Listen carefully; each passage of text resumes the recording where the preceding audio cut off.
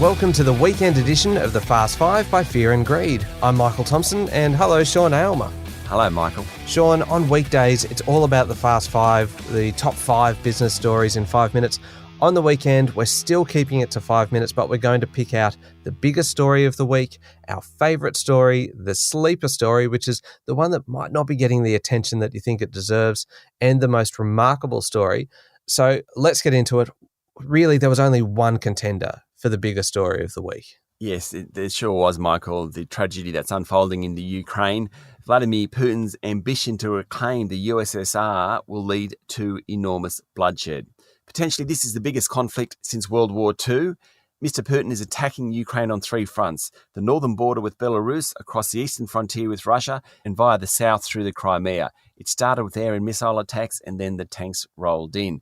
Now, world leaders have condemned the attack, including Australia's Scott Morrison, though no one is jumping in with large chunks of money or military, let alone personnel. A real tragedy, Michael. Yeah, it certainly is. And there's also obviously a massive impact on financial markets, everything from equities and oil to gold. It is the biggest story of the week easily. Let's move on, Sean, to the most remarkable story. Can I nominate one? Because I thought in a week of big, remarkable stories, this one was an absolute standout. Rio Tinto posted the biggest profit in Australian corporate history, nearly $30 billion. The company also set another record, paying out $23 billion in final and special dividends. Talk about happy investors, because when you put all the dividends together for the year, it's a yield of close to 10%. You are not going to get that kind of return leaving your money in the bank. Couple of reasons for the bumper result. Really, it's been huge demand for iron ore and high prices. And Sean, I know there was technically a bigger profit back in 2011 from BHP reported in US dollars, but this is the biggest in Australian dollars. So I think that makes it a pretty remarkable story. I tend to agree. I'm going to give a special mention to Mike Cannon-Brookes and Brookfield Asset Management for bidding for AGL Energy. It's an $8 billion bid, which includes debt. Now, the AGL board and its CEO very much rejected it and said it wasn't even in the ballpark.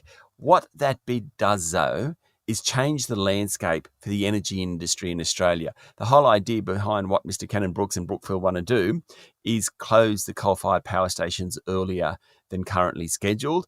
That will accelerate the greenification of the energy market in Australia. Whether the bid goes ahead or not, that world has changed as a result of this week.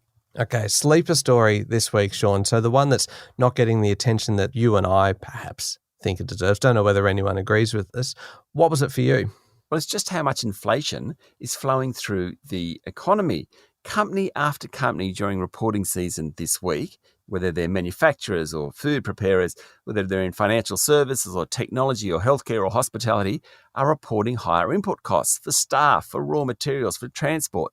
Now, the official Bureau of Statistics figures show a jump in prices, but the real world this week showed us just how fast those prices were rising, and millions of businesses across the country have to deal with it. That's the sleeper story. Yeah, I like this one, Sean, and it's about super funds. And I don't know why, I just love talking about superannuation.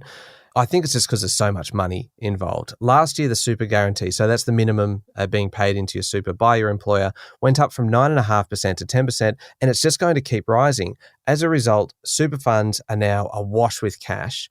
Australian Super, which is our biggest industry super fund, had a net cash inflow last year of $16 billion. This year, they're looking at $23 billion. All that money has to go somewhere, and usually has to go somewhere reasonably safe because it's our money. That's why we're seeing super funds getting involved in infrastructure assets, things like Sydney Airport. But what we're seeing now, what we saw this week, is talk of super funds getting involved in lending money to big business. The kind of thing that companies would normally have to go overseas to find funding for could actually come from local super funds. Bit of a sleeper, because the amount of money that super funds have to play with is going to keep rising, and they might just have to get a little bit creative and start doing some different things with it into the future. Yep. Big story, that one. Good sleeper story, Mike. What's your favourite story? My favourite story, I'll do this one very quickly, but I think it's a ripper. Australia's spending $800 million on new drones, new helicopters, new autonomous vehicles to help boost its claim to parts of Antarctica. So Australia claims 42% of Antarctica, but China's starting to expand its presence there. So we're going to do a lot more in terms of climate research, environmental management, all that kind of thing with this money. But what I love most is that the Prime Minister says it will enable us to explore areas of East Antarctica's inland that no country has ever been able to reach before. How cool is that we're in 2022 and we're talking about exploring untouched parts of our own planet? I think that's fantastic. That is pretty cool, though. Maybe we should leave them untouched. Just a thought. Look, my favourite story of the week was about the cargo vessel that caught fire off the coast of Portugal after electric vehicle batteries on the vessel caught fire. It burnt for 9 days. In fact, it's still smouldering. The ship was carrying about 4,000 Volkswagen vehicles. That'll cost that automaker about $155 million. In total, there are about $400 million worth of cars on board, including Porsches, Audis, Bentley, Lamborghinis, and of course, Volkswagens. Wow, what a loss. That is quite the write-off. Yeah, not good news if you're waiting on a Porsche or an Audi or a Bentley or a Lamborghini. Not really going to affect you or me, though, is it, Sean? No, it's not. It's not. Okay, sad. All right, there we go. 5 minutes and pretty much everything you need to know in the world of business from this week. Thank you very much, Sean. Thank you, Michael. We'll be back on Monday morning with the top 5 business stories in 5 minutes. I'm Michael Thompson, and this was the Fast 5 by Fear and Greed.